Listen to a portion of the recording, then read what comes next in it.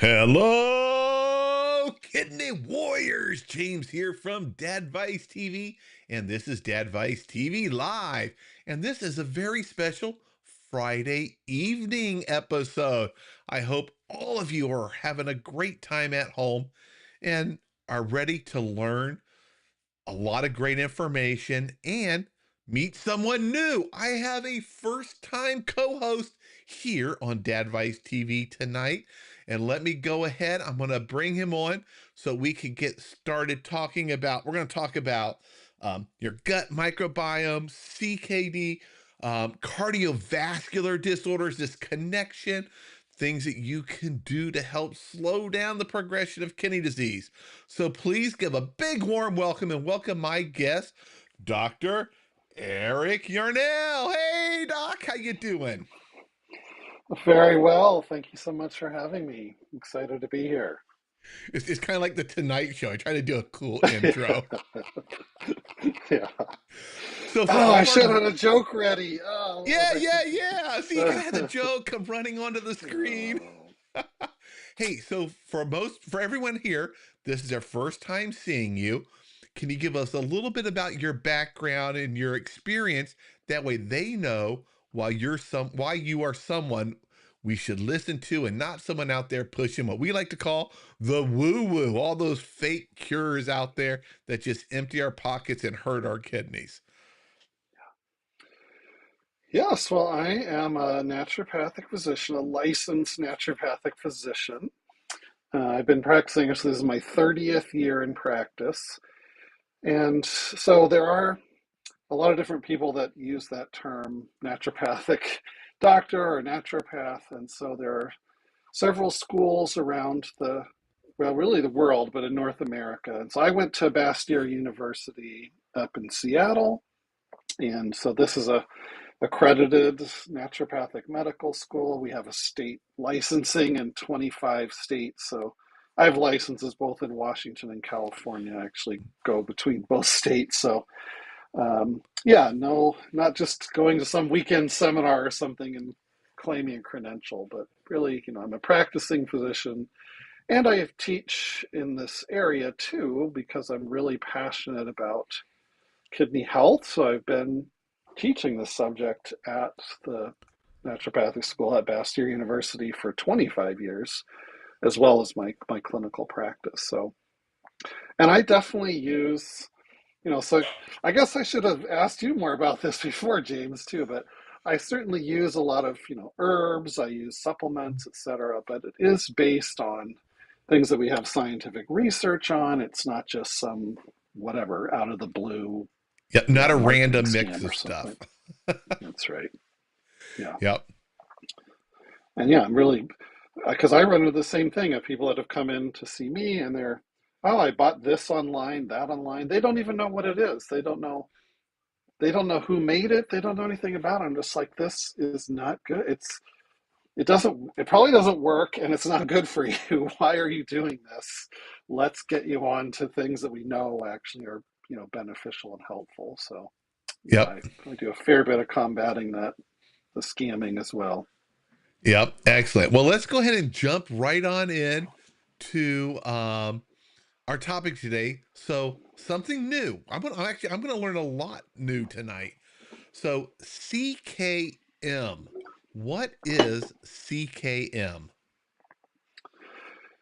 I would say at the broadest stepping back, it is, this is actually something that's happening in all of medicine, but we have to recognize that everything is connected, right? That yes, you maybe have a problem with your kidneys, but your kidneys are hooked up to the rest of your body. Mhm. And so different organs affect each other, different systems affect each other. So this is particularly, there's a strong set of connections between the cardiovascular system, the heart and the blood vessels, the kidneys, and the M of the CKM is the metabolic health. So that refers to, you know, diabetes, insulin resistance, pre-diabetes, sort of all those factors. And the most obvious connection there is, of course, the massive number of blood vessels in the kidneys, right? As they're doing their filtering job, there's all those blood vessels. So anything that's affecting the cardiovascular system, I guarantee you is affecting the kidneys and vice versa. They're completely interlocked with each other. And then, yeah, in terms of how your body is able to handle blood sugar, whether you have a good amount of insulin, the wrong amount, you can't make it, or you're becoming resistant to it, you're having too much, that massively impacts both of those systems. And the funny thing we're going to get to, that an interesting connection between all three are, yeah, the microbes in the gut. Hmm. It's fascinating. Yeah, and so last month and the month before, I had someone on and we were starting to talk more and more about the gut microbiome. And one of the things that we're going to talk about later tonight, and Mary was saying thank you for a referral to it, is Renadyl, which is a probiotic that I've taken forever, it seems like. Shortly after I was diagnosed, my dietitian recommended it, and I've been taking it as one of the things that is helping me to completely avoid dialysis, because that's my goal in life. I got my bad kidneys. I know I can't fix them. And I want to do everything that will put the odds in my favor of delaying that, hopefully forever, or when the time comes that I have to have it, there's a better option for me. That's what I'm looking for. Yeah, absolutely. And and I also know that taking care of your heart is extremely important. And one thing I've learned in my journey is living a heart healthy lifestyle. If it's good for your heart, your kidneys will be happy. Now, can you talk more about that connection between our like diet lifestyle, our gut health, CKD, because everyone out here who's listening has some level or knows someone who's dealing with chronic kidney disease and cardiovascular disorders? Absolutely. Um, well, boy. Okay, I'll pick on the really, really obvious, easy one, which is, for if someone is smoking, right? We know that has really detrimental effects on the cardiovascular system. Of Mhm. course, the lungs too, but the effects on blood vessels, very harmful. So you start to build up, the atherosclerotic plaque. So that's like the thickening of the walls of the arteries. And just like you think about a pipe in your house, right? If it's getting clogged up with stuff, the water can't flow through like it should. And what starts to happen, of course, is the pressure has to go up. The heart has to push harder to move the blood through those clogged pipes, and that starts to take a toll on the kidney. So, in two ways, I mean, those also the blood vessels are getting clogged in the kidneys, and Hmm. they can't work as well. And they're also then that increase of blood pressure. Everyone knows. I think that's really harmful to the kidneys. Oh, yeah. And then just at another obvious level, about 1/3 of people that end up on dialysis, it's because of chronic high blood pressure, and another third in the United States, it's due to diabetes. So those conditions are affecting the kidneys in a huge, huge way. But there's also an immune piece here. The immune system gets involved.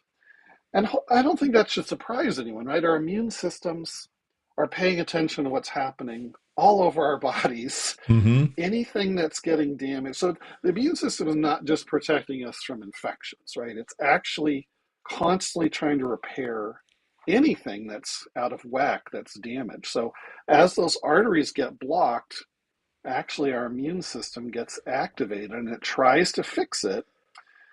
What I was explaining though is our white blood cells don't have like lasers to fight against things. They don't have even guns. They have grenades. So Yep. they start throwing grenades to try to blow up the plaque essentially. And that just causes, as you can imagine, it causes all of this damage to the surrounding healthy tissues. So that also significantly plays a role. And does that lead Um, to the inflammation that a lot of people then suffer from? exactly, exactly. Inflammation is essentially the word for your immune system working. Mhm. So I also want to point out that's good. right? We want our immune system to work. Right. We need inflammation to be alive, but it can go out of control like any system in our body. If you get too much or chronic inflammation that's not regulated well, it can cause more damage than it helps. And so, yeah, we're obviously going to focus on the how it's doing that to the kidneys, but yeah, it turns out it's doing that all over the body when the blood vessels are impaired, the heart is impaired, and it sets off this very big cascade. We can't get into every single piece of it, but yeah, the connections are. So another thing that turns out to be true is also normally your blood vessels can dilate or constrict, right? They can change the diameter of the tube. And that's regulated both by a layer of muscles that are in the blood vessels, but also the lining of the blood vessels. And that lining of the blood vessels gets damaged. Even if there's not a plaque, that lining gets damaged really easily, Mm. especially by what, probably you've had other people talking about, oxygen radicals, free Yep. radicals. Yeah, many, and this gets us right back to the diet. I feel like I wandered a little bit off your question, but there's both lots of things you can eat that increase that creation of these free radicals that are damaging the blood vessel walls, and also things like smoking bring in lots of those. And so, but also it's a lack of eating the things that protect us against that, which are the antioxidants, Huh. which are things like various vitamins, these things called flavonoids. There's lots of things in our food that are the protectors. So it's really making sure that those two things are in a good balance. So we have lots of protective things and we have very little or no of these bad free radicals coming in to protect the blood vessels, help them to do their jobs, and thus protect the kidneys. Yeah. Now, how do I know if I've got, you know, the things you just described about CKM? How do I know if that impacts me? And besides So having CKD, and it's a huge risk factor for heart disease to start with. that's right. That's right. Um, well, so we have several kind of blood tests that can help give us a sense of that. But there's some obvious things like if you do have high blood pressure, that's going to be one factor. So obviously, everyone knows how to measure blood pressure. But for example, we have the C-Reactive Protein blood test, or CRP. So that's something that these immune cells make when there's inflammation. And if those levels are really high, it's almost certainly that this inflammatory process is out of control, that the cells are doing more damage than benefit. So that's a really, really good one. There's quite a few others for the kidney. So there's this, oh boy, there's one with a really long, complicated name, Don't worry, which I is, hate saying the long words. And you said one that yeah, I always stumble on earlier, the arteriosclerosis, blah, blah, blah, blah. I always uh-huh. get that one wrong when I try to pronounce it. Yeah, it's like, oh boy, you got to speak Latin and Greek to talk about this Exactly. stuff.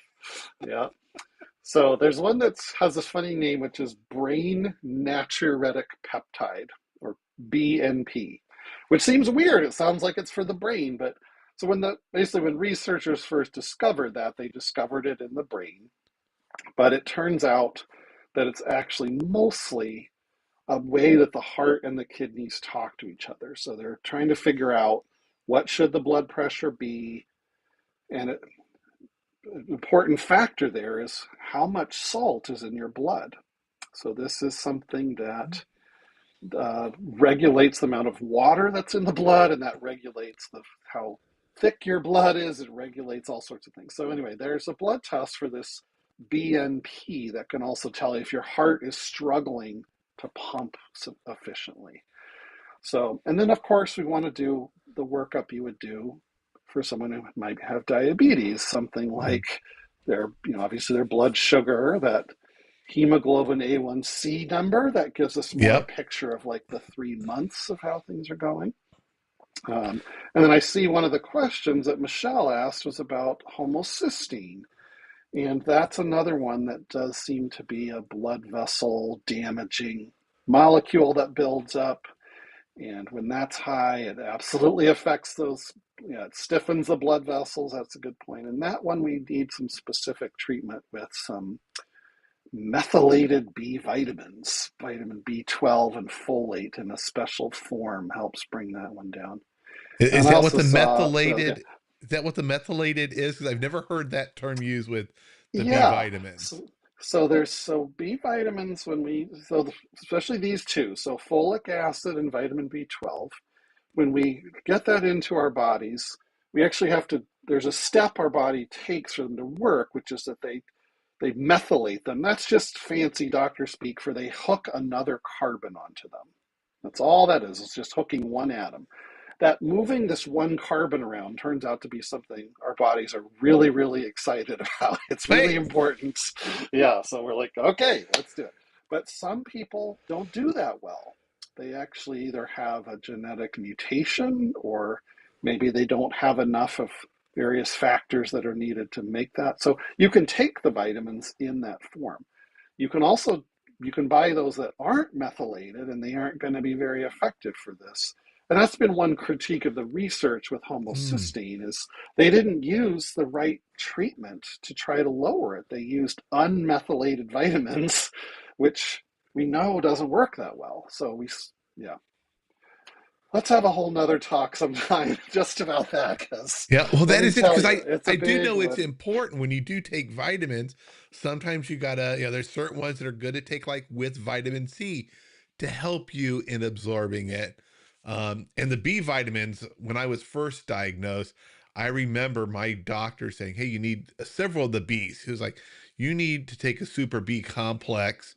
And I took that in the beginning. One of the side effects was my pee became extremely bright yellow.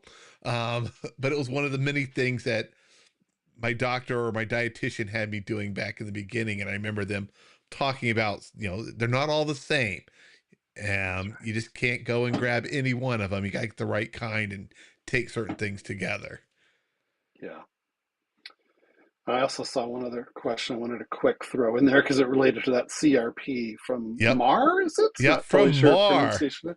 Mar, yeah. Which, generally if that's above a 3, that would be starting to be concerning that it's elevated would be the cutoff. So it does a little bit depend if you knew what your CRP was before, because even if it's in the normal range but it's going up, that can always also signal a problem, right? So we look at the range, but we also have to look at each individual person's history. So that's an important thing to think about. Um, so yeah, I think that gives us a sense of how would you know if you're having these this CKM, the cardiovascular Yep. kidney metabolic syndrome kind of problems. So if I am having those problems or any of them, what's the approaches for managing it, for addressing it? Well, for all these things, it's fundamental, crucial that people look at their diets and how they're moving their bodies and getting some regular movement in. And so we really do want lots of plant foods, whole plant foods, especially the fruits and vegetables, right? Now everyone says that, everyone's heard it 1,000 times. And this is just yet another layer of why do we keep saying that? Because it's so important. Everything else you're going to do is just icing on the cake of that foundation, in my Mm-hmm. opinion. So yeah, in this case, we want to make sure you have lots of these good protective molecules coming into your body to help fight the excess inflammation, to calm down that excessive oxidation that could be happening, uh, but also because of the kind of fiber that's in those. This brings us back to the bacteria. So the good bacteria that we want in our guts, they eat the dietary fiber. It's like, why is fiber, fiber, fiber? Why does everyone talk about that? I know it like helps me Fiber poop, is but your what's the friend. story? Yes, it's your friend. But also somehow fiber got connected with like grains, right? Everyone just thinks, oh, fiber, I have to Uh, eat like whole whole wheat grains. bread and stuff. Yeah. And it's like, yes, that's fine. But actually, the fiber that's in fruits and vegetables is in every way better. It's what we call mostly soluble, meaning it dissolves in water fiber, as opposed to the more insoluble fiber that's in grains.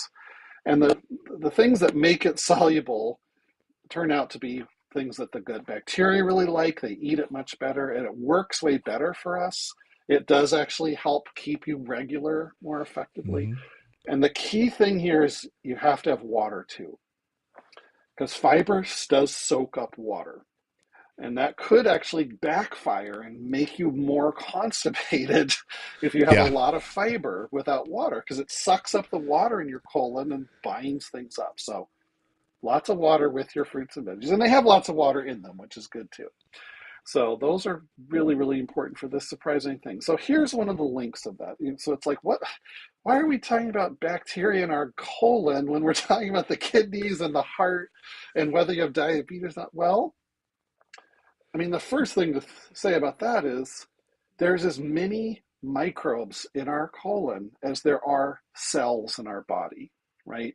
We don't know for certain because this is really hard to calculate, but Hmm. there's like maybe about 30 trillion human cells to make up our body. And there's at least that many bacteria alone in our colon. So that has to be relevant, right? It has to be. How could Yep. something so complex and that's so has all these effects not be important? Well, so the obvious thing is if you have good, healthy bacteria in there, they're actually going to help break down things you don't really want getting into your body. Versus if there's sort of unhealthy microbes in there, they can actually make things from your food that are harmful. So a real simple example is, I don't know, a good, well-documented example is this stuff called trimethylamine, Hmm. TMAO. And this is made from carnitine. So carnitine, some people may know as a supplement, and we could get into that, but this really is about the carnitine that mostly is in meat. And if you have good, healthy bacteria, they don't mess with that. They don't hurt you that way. But there are various bad bacteria that make carnitine into this TMAO. And when that gets in your blood, it turns out to be really damaging to the blood vessels, really Mm. damaging to the kidneys. So by feeding the good bacteria and making sure you have lots of the right good microbes in there, that helps prevent this toxic constituent from getting into your blood. So it's these amazing connections. And this has taken decades of research to sort this out, right? So it's amazing how far we've come in our understanding. Yeah. Now, so diet, eating more fruits and vegetables, more fiber. We've always heard that's good for us. And I'll tell you, as a kidney patient, there's so much that we lose control of. There's a lot of don't do this, don't do that, stop doing that. A lot of these things are things that are going to help us live longer, like stop smoking, and that will help your kidneys feel better and help you live longer. But when it comes to things that we have control of, diet is one of those. So for me, as a kidney patient, once I discovered there were things I could eat that were putting the odds back in my favor of putting the brakes on the progression of kidney disease. That's kind of like the way I like to look at it. Just hit those brakes, slow it all down. Um, it made me feel good. I was empowered. I get to make these choices. This isn't me being forced to take these 8 pills every day for my blood pressure and do this and do that and do that. I got to still be in control of something. So hopefully everybody out there, you hear eat a plant-based diet. Your gut health is really important. These are things that we can influence, things that we still have control of, and that's why I like learning about it and talking about it because it makes me feel good. Um, and I don't want to jump too far ahead. Are there other things we can do for managing the CKM?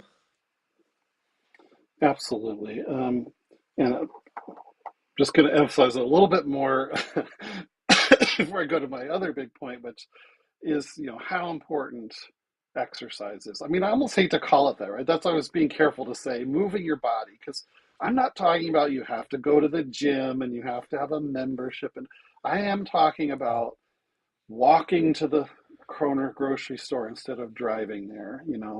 I'm talking about taking the stairs instead of the elevator when it's like one or two flights that you can do that. Like all those little things add up. But yeah, and that's both, everyone knows that's good for your heart in terms of that Mhm. cardiovascular fitness, but there's also, you need good skeletal muscles. You need those because they use lots of sugar, right? They actually burn that and use it for energy. And Mhm. so it's also having some strength building, whether that's simple calisthenics you do at home, whether it's is doing some weight training, whatever. And for that, I really do recommend people get together with some kind of physical trainer because you can hurt yourself if you have, you don't do those kind of exercises right. But there's so the concept of Renadyl came up, which that I found out about as a doctor many years ago, and saw the study that the company that makes that is called Kibo came up with, Mhm. and they showed that basically they took three different strains of healthy bacteria. So a lactobacillus, many people know that one that's called bifidobacterium, and one that's actually a kind of strep, but a good strep, not the kind that gives you strep throat. But this is called Streptococcus thermophilus. So these are really good microbes we want in our gut. So they showed that if you gave people in quite late stage CKD this Renadyl, this combination of these three bacteria, that they had pretty dramatic improvements. And Mhm. they were looking both at lowering the levels of some of these things that are harmful that could come from the gut bacteria, as well as improvements in their GFR, the sort of the gold standard there. And at first they thought maybe there was this idea that was coming up of like so-called enteric dialysis, meaning Mhm. that you could basically prevent things that you would have to remove from your blood coming from the intestines. So enteric means from the intestines, that those things wouldn't come into your blood, so they wouldn't have to be filtered.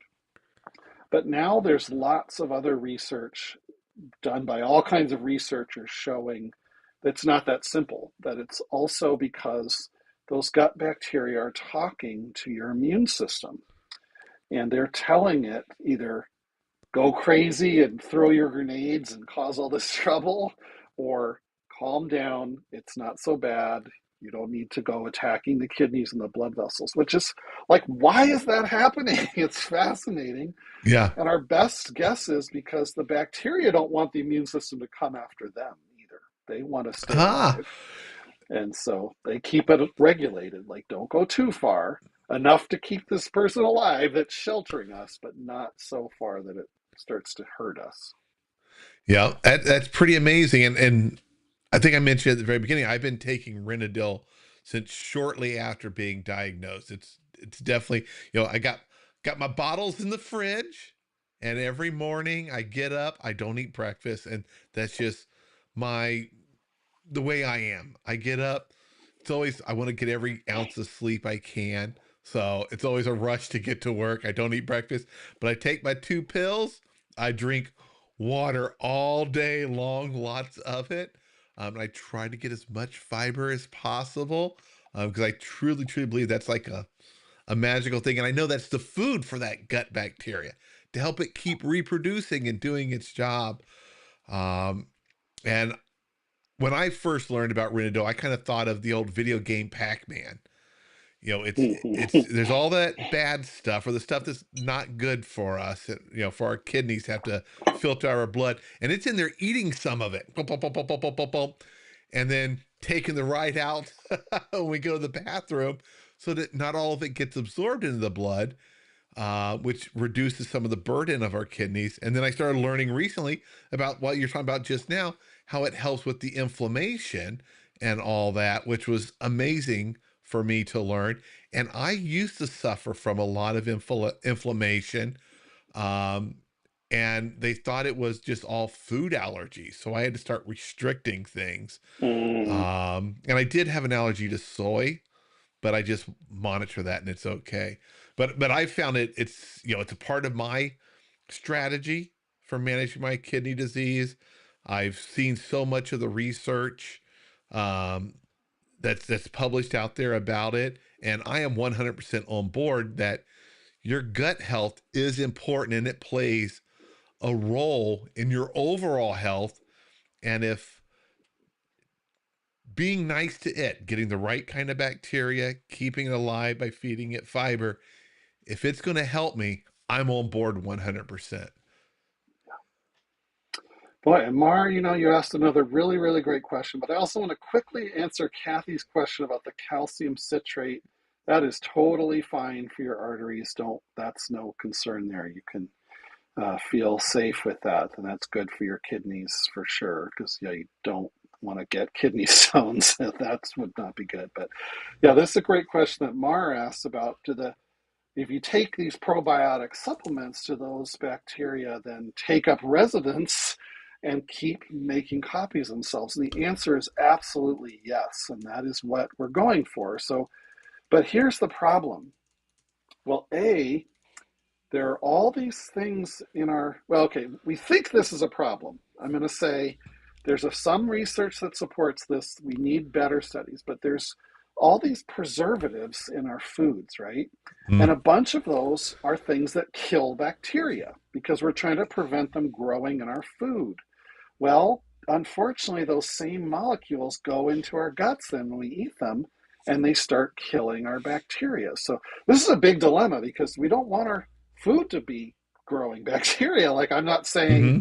throw away all preservatives because that's going to cause problems too. But that's a dilemma. But the other big problem is the level of antibiotic exposure we have. For lots of very good reasons, people have to take antibiotics. Not uncommonly. Like, I suspect probably everyone that's on has had them at some point, Yep. and they we all know one of the side effects is they do kill some of the good bacteria that we really want in our guts. And so each time that happens, you are taking a bit of a step back and we have to kind of do it again. So what I often say is, yeah, let's have you do something like the Renadyl or whatever probiotic, and then usually for a few months, like, let's be really sure we've Hmm. established a good population. Let's look at how you're doing, because if your tests look better, you're feeling better, we might decide, wow, why risk stopping? But you can stop, and then let's see if you maintain. Great, and yes, you have kind of fixed that. If you slip back, well, all right, let's think about why, and of course you can always go back to it. And then the other thing is, just if you do have to do antibiotics, something happens, God forbid you get pneumonia, whatever it is, then Hmm. often we're going to say, let's do it again. Let's add some of that back and make sure, because you have had kind of that hit. And then do look at your food. And this is kind of the other, piece of the whole foods diet of trying to avoid so many processed foods is the more things you can buy fresh and make yourself, there's no preservatives, right? You're not bringing in all that stuff that kills your good bacteria. So it's another kind of side benefit. And that's not always practical. That's not always where people are at. I Hmm. understand. But it is a reason to try to head in that direction as much as you can. Yeah, that's why I like the So, Mediterranean diet. It's not full of all those preservatives. It's so much fresh stuff. Especially, my plan is to retire to southern Italy when I get nice. a bit older. The Mediterranean diet, the fresh foods, the fish. So I'm getting the healthy oils and all that. And because I do worry about all the preservatives and things that are in our foods. And what does it do to the gut health? And I've heard, and I don't know if it's accurate or not, but like, and I do my best to avoid sodas 100%, but occasionally I'll have a diet soda. And I've heard that the artificial sweeteners are not good for gut health. So I worry about, did I just do some damage, kill some of those good colonies? So I just keep on with the Renadyl. I've never stopped it. I have it's it is worth it for me if it just gives me even just a year off of dialysis. And I was told I had to get dialysis right away almost Right. 7 years ago. So I've gone a long time with everything that I've done and getting blood pressure under control, focusing on my heart health and all that. I've put off dialysis for a long time. To me, it's worth taking those two little pills every morning that are super easy to swallow. I have medications that are bigger than them. Yeah, and it's easy. Another point I wanted to say about this is I've mentioned the specific bacteria that are in there. So it may be that other bacteria are also good, but unfortunately, this is, I don't know, fortunately, whatever, this is the only strains that we have studies on. And even so, for example, there's Lactobacillus acidophilus in the Renadyl. That's a super common organism. You can get that in many products, but there's lots of strains. And bacteria are funny this way. They're very different even when they're the same species. So that for other situations, we've seen that different strains really matter. So yeah, just pointing that out. But the other thing that's really important is the amount of bacteria that are in the pills. So this is measured in what are called colony forming units, or CFUs. So because you going in and like individually counting the number of bacteria, when we're talking about billions, Yeah. you would be there all day, right? You'd be there for weeks actually. So we have a way of kind of estimating from the size of these colonies. We basically know how many bacteria per unit. So anyway, yeah, we are talking about one of the things that's great about Renadyl, which I love, is that there's 45 billion CFUs per capsule, which is a really good amount. I would say a minimum would for most probiotics would be 20 billion organisms, but for a lot of these things, and the more serious your problem might be, the later stage of CKD you're in, the higher you want to go. And yes, I do fairly often also have people taking two of those, so 90 billion per day, which I would say that would be a good idea, especially if you had recent antibiotic exposure. And so I Yeah. also want to get to another good question Kathy had related to this, Right which there, is, right about that. yeah, how long do you need to take them after antibiotics? And so also to be clear, the antibiotics are gone. We're just talking about their detrimental effects on the bacteria. Like they've killed some of the good bacteria, so we need to put them back. And it's pretty quick.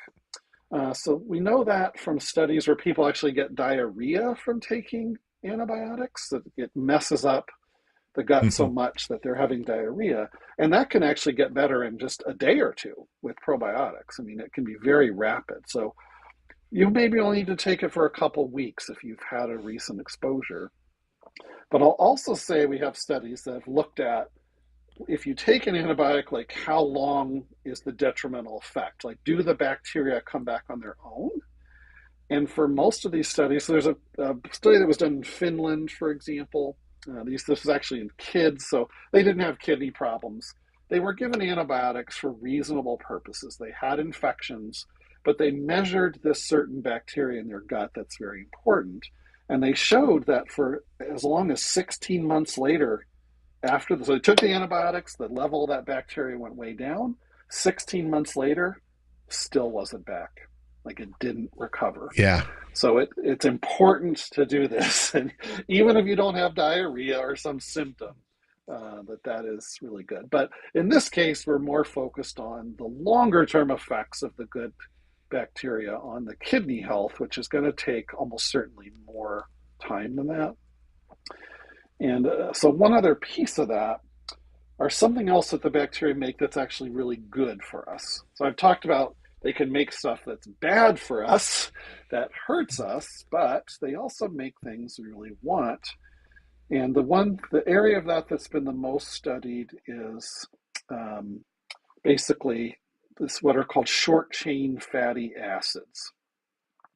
So that's a little bit of a mouthful. So fatty acids are what we think of as oils, right? When you get Mm-hmm. oil from the store, so it's maybe sesame oil or sunflower oil or soy oil or whatever. Those are made up of these things called fatty acids.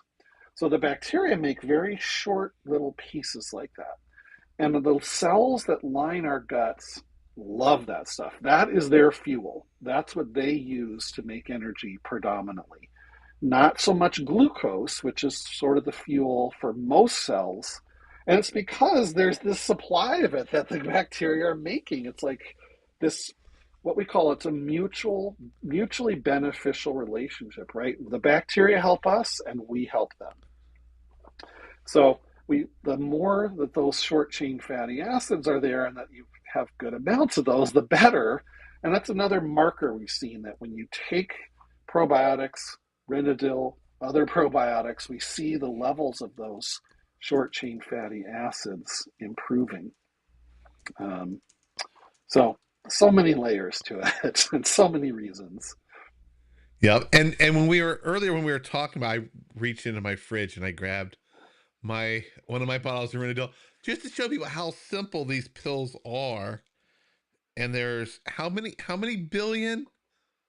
45 billions, yep, 45 using that million. one little Yeah. pill.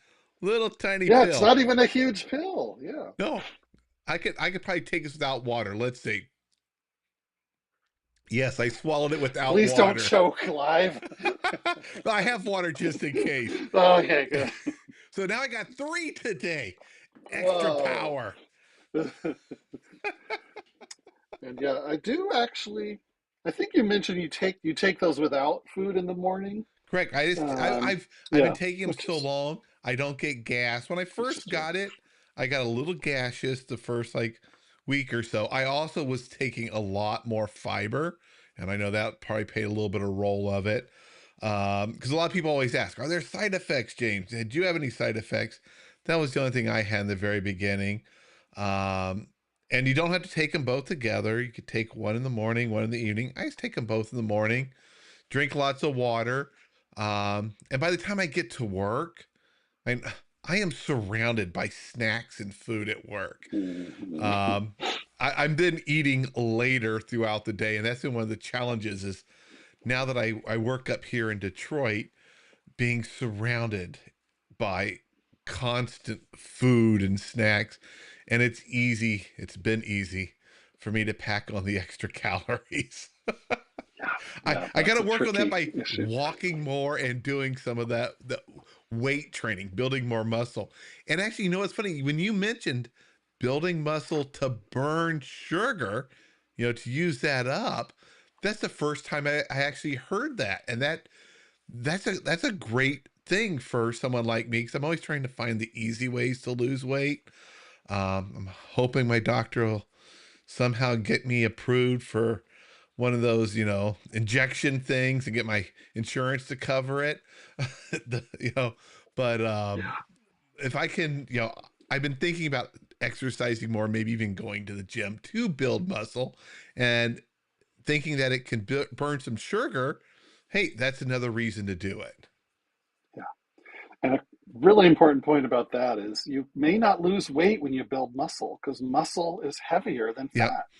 But I'm So we losing can't just go off weight. I'm losing, my clothes will fit better. There you I've got go. that That's actually a dad better bod. indicator.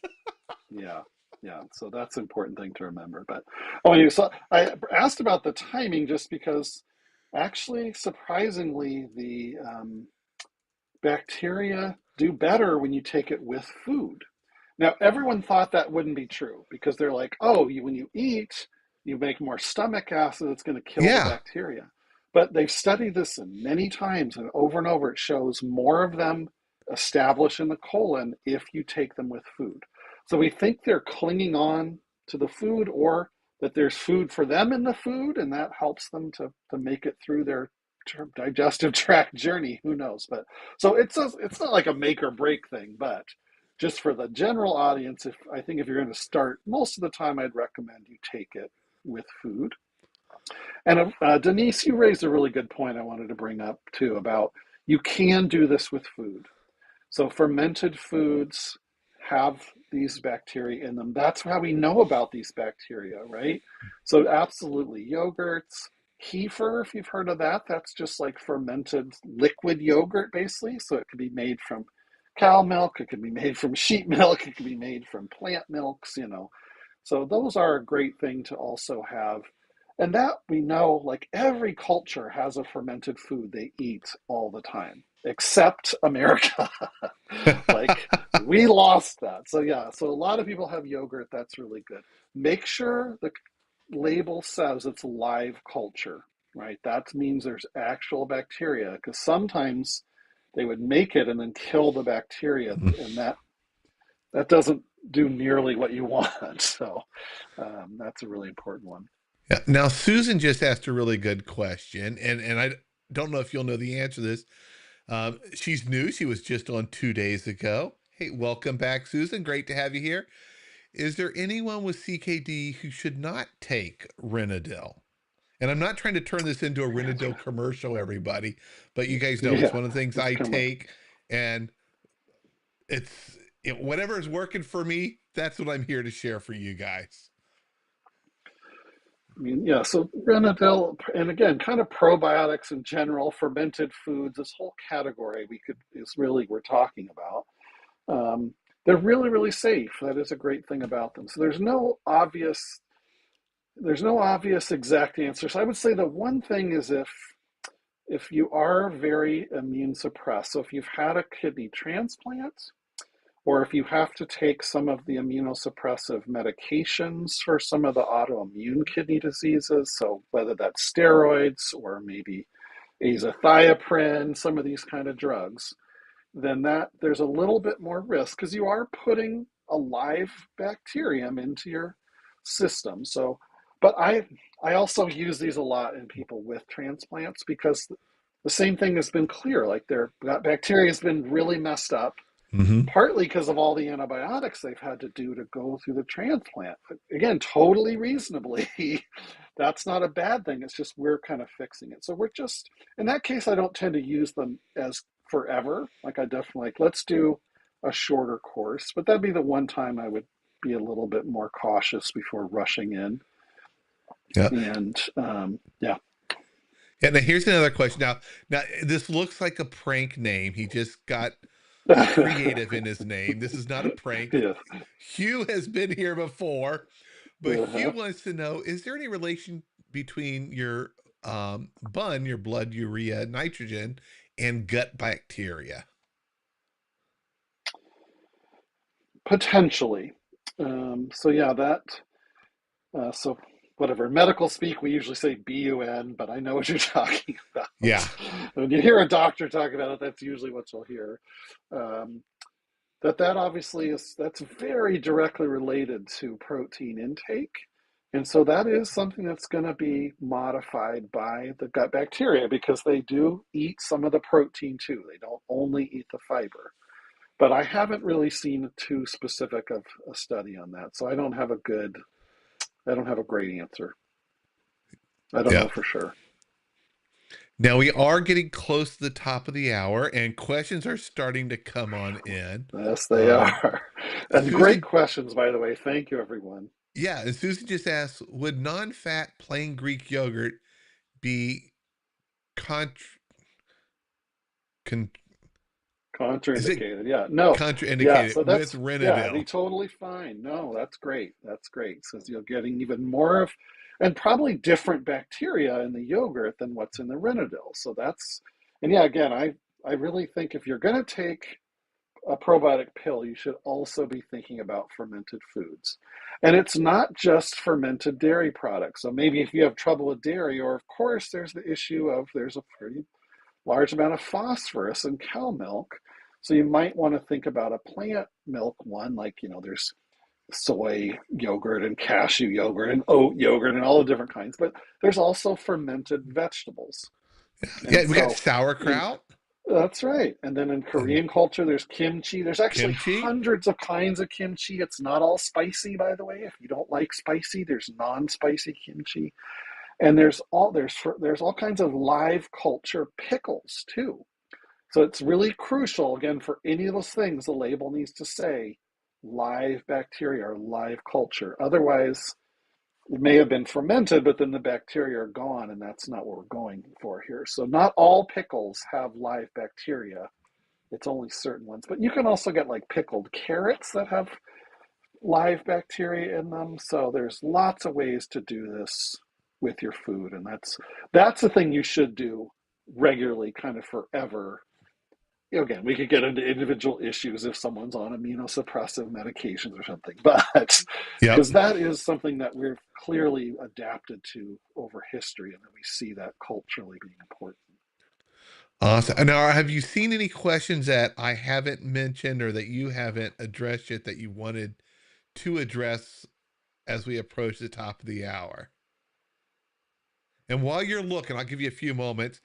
I'll let everybody know. So I posted on the Dadvice TV Facebook page earlier today.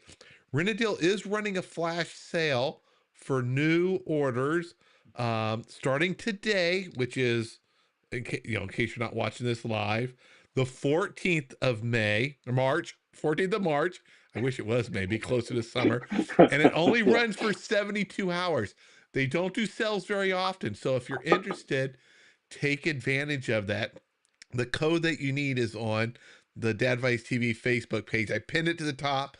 It'll stay pinned until the sale is over. If you guys want to go there, see it, and start your own journey of helping your gut with Renadyl.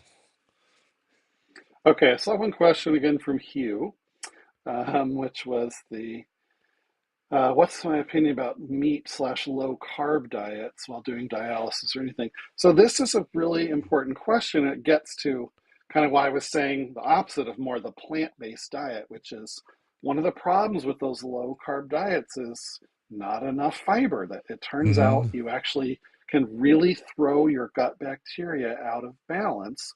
So if you're going to have more animal products, it's really important that low carb does not mean low vegetables or fruit. Like those things, if you want to avoid the really, really sweet fruit, fine, but keep the vegetable intake high. In fact, more of your plate should be covered with vegetables than with meat if you're doing it right, because you've got to feed those good bacteria and get all those nutrients from those plants that just aren't in meat. So Mm-hmm. it's not that you have to avoid all meat, it's just make sure you're bringing in lots of those balancing vegetables with it. Of course, there's the huge issues here about the potassium content that has to be monitored. So make sure you're working together with your physician, with your nutritionist to monitor that. If you're going to make especially big dietary changes, don't just go running off saying, I can do this and do whatever I want. Like, with monitoring. I should have been saying that all along, especially if you're in stage 4 or 5 in CKD. That's really important. Yeah. Now, one question I have for you, and you kind of touched on it a little bit earlier. So, say I'm someone who, I've been taking antibiotics, not eating great. So I know my gut health is just not optimum. It's not where it should be. How quickly, if I start eating better, and I'm taking a probiotic, things like that, how quickly does my gut start to improve the gut, the colony of all the good stuff? Is this something where it's near instant it starts getting better, and as it keeps growing it continues, or does it take a month or 2 months before any improvements, at least in the gut health, not in my labs but in my gut health? Yeah, it is quick. So that has not been as well shown with the kidney effects, but as I was mentioning, the changing your gut bacteria happens pretty quickly when we're talking about the antibiotic induced negative effects. Mhm. But certainly what I see in patients working with them and what the studies have shown is you're looking at more like a 3 to 6 month period before you would expect to see like your GFR getting better or the urine protein going down. So it seems to, it's not just they get established, but then they have to start almost basically dealing with the backlog of that's been built up of getting rid of some of the harmful products, making the new stuff, And really, you're having to kind of rebuild your gut at some level here. So that's going to Mhm. take some time. So if you're trying to help your kidney health, it's more in that 3 to 6 month window before you would decide, is this working? If you have antibiotic damage, that's quick. You may not need to do it so long. Yep. Very good. Okay, so we're almost out of time. Any last questions you like to address that are in here? Aisha, we did briefly. It's a real easy one. I did mention kefir earlier. That is a very good thing. Again, if it's live culture, um, kefir, so that's just basically fermented milk that's more liquidy than yogurt. But it's a lot like yogurt. So it's just another really easy thing. Especially if you're on the go and you're not able to sit down with yogurt with a spoon. That's an easy thing. You can basically drink that if you I've need to seen do them. Yeah, that. they're in the little Hmm. bottles. Yeah. So it sounds exotic, but it's really yogurt. It's liquid yogurt. So that's easy. Don't be like, what is kefir? That sounds weird. It's totally fine. There was a time when yogurt seemed weird. I'm old enough that I was like, yogurt? What's that?